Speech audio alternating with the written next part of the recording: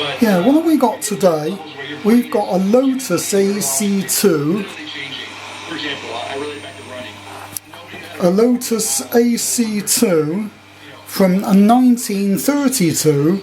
This is a 2-valve TRF radio. It could do with a little bit of work still on the power supply. I've recapped the underneath.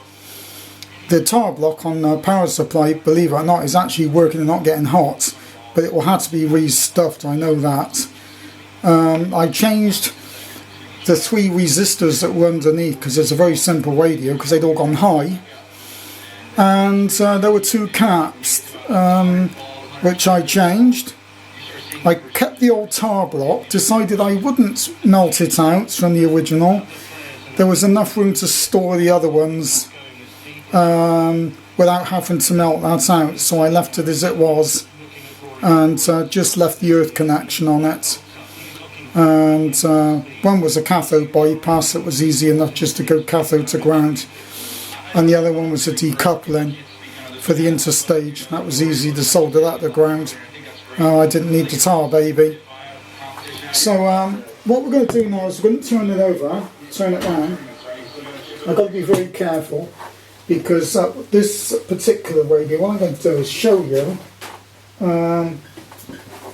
something a bit about its construction. It might be a bit dark, so do forgive me if it is dark. In the top there, let's have a torch. Let's have a little torch, shall we? You'll see there's a ferrous oxide type rectifier. Believe it or not, it's got 3 diodes and it's 3 wires coming off it anyway. It's using a 41 MP and an AC, something like an ACHL, I'm not sure what it is. That one, the valve is skew in the envelope. It must have been dropped or something in the past, and it's crooked inside the glass, but it's fine.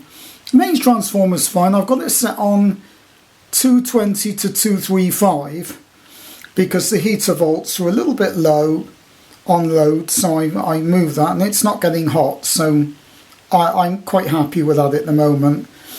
It's got a moving coil speaker, very early moving coil speaker, and it is the original. I thought it might have been swapped, but it is the original. That's the tar baby. That's got to come out and be re-melted out. There's quite a lot of wires on it, so I've got to make sure I do it properly. The power supply comes out separately. Here there's a tag strip in here. You undo the 7 screws, the tag strip comes off. One of the wires broke, I've repaired that. When I undid this radio, I'm probably the only one that's ever been inside it. Well, probably not been inside it, but I'm the only one that's done anything to it. When I looked at it, it was absolutely original. The only thing, the reaction wasn't working, the wire had broke. The switch is still a bit flaky, but it wasn't working at all.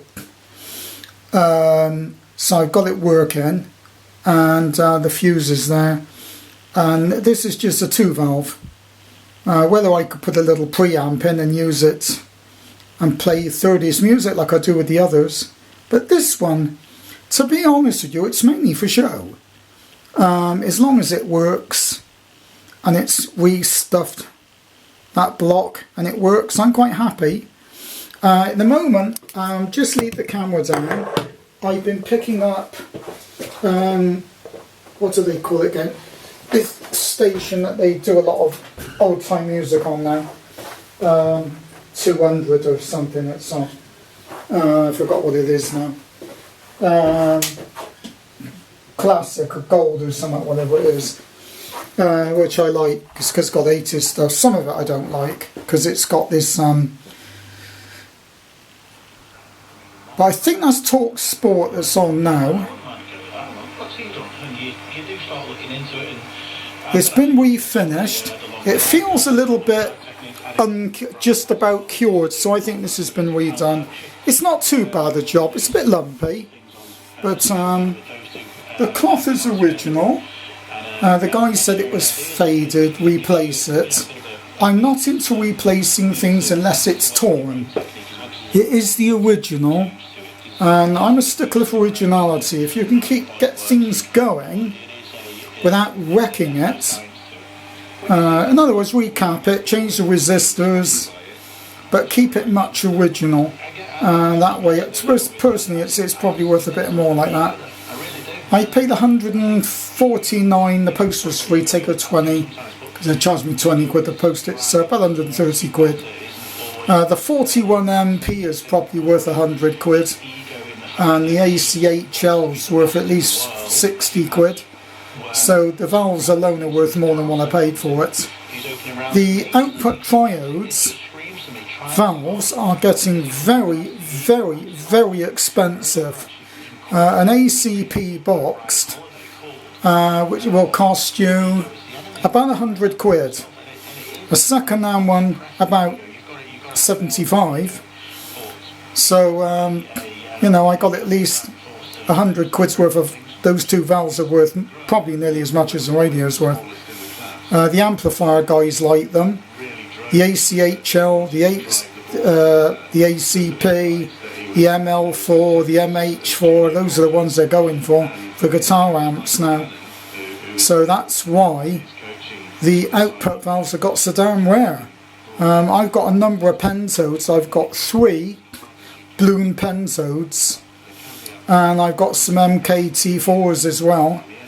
But that's the only mains triode I've got, apart from another one I've got coming, which is an ACP2, which I've got coming next week. Okay, goodbye everybody. A Lotus AC2 from 1932.